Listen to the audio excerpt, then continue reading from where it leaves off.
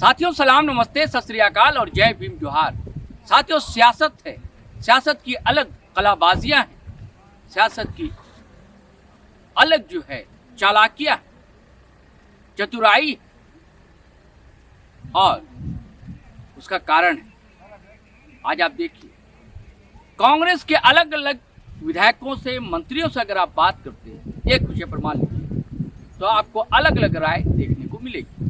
आप ये कह सकते हैं कि लोकतंत्र है, इसमें अभिव्यक्ति की आज़ादी है, स्वतंत्रता है, लेकिन एक स्टैंड तो होना चाहिए ना। जैसे आप अनूप सिंह से बात करते हैं, उनका अलग स्टैंड है रामगढ़ मामले में, इरफान अंसारी का अलग स्टैंड है।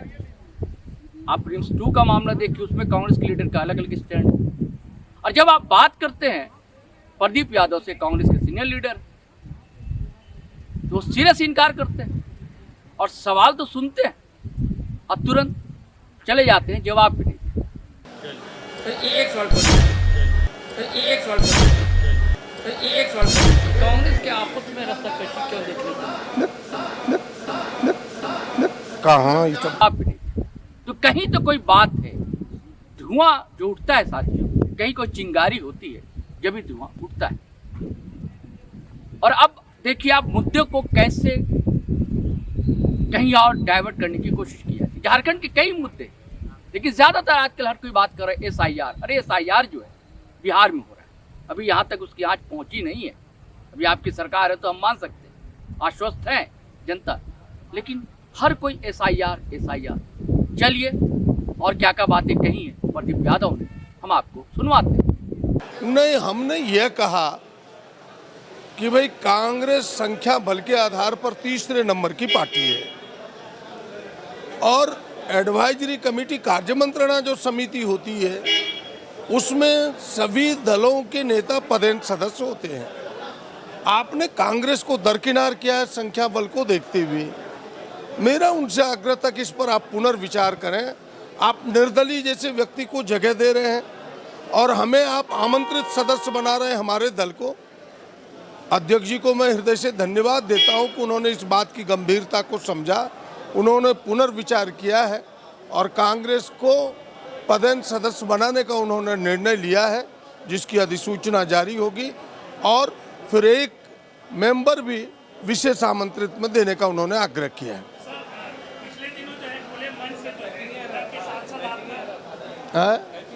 ना टाइपिंग एरर रहेगा ये सब। हाँ, वो तो मेरे जैसा आदमी है जो छीन के लेते हैं, तो आप समझ रहे हैं। तब आरोप लगा रहे थे कि आप पुड़ैया हाट में जो है काम नहीं होने देना चाहते हैं, रुकावट बनकर जो है वहाँ पे करते हैं, आंदोलन करवाते हैं ताकि काम नहीं। पुड़ैया हाट की जनता तो ये फैसला कर ली है विगत 30 सालों में। अगर हम काम ना करते तो हमें, मेरा चेहरा देख के तो पुड़ैया हाट की जनता हमें बार बार नहीं चुनती। हम 6ठे बार MLA हैं, 1 बार सांसद रहे, 7 बार लगातार है, लोग हमें वोट देते हैं। यानी काम हम करते हैं, उनके कहने से कोई फर्क नहीं पड़ता। वो जबरदस्ती कुछ चीज़ों को करना चाहते हैं।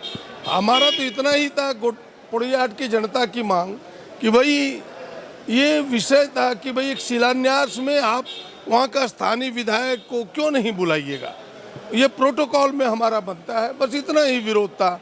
उसको वो दूसरे रूप में परोसते हैं, जनता समझती है और जनता इसका उत्तर देगी।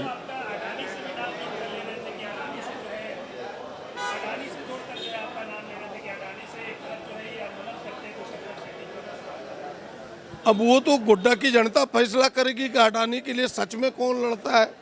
अगर सेटर कौन है ये भी दुनिया जानती है। यहाँ से दिल्ली तक कौन कॉरपोरेट घराने के सेटर है, कौन चाटुकार है, कौन दलाल है, ये सारी बातें दुनिया को पता है। हमें कहने का किसी नाम की जरूरत नहीं है।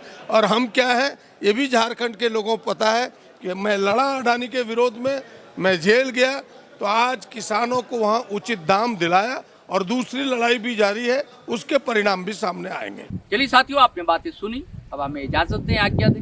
लेकिन जाने से पहले फिर वही आग्रह गुजारिश करना चाहूँगा, अगर आपने हमारा चैनल सब्सक्राइब नहीं किया तो ज़रूर कर लें और वीडियो धड़ाधड़ फटाफट खटाखट शेयर करें, लाइक करें, कमेंट करें। आज्ञा दें, इजाज़त दें। जय हिंद, जय भारत।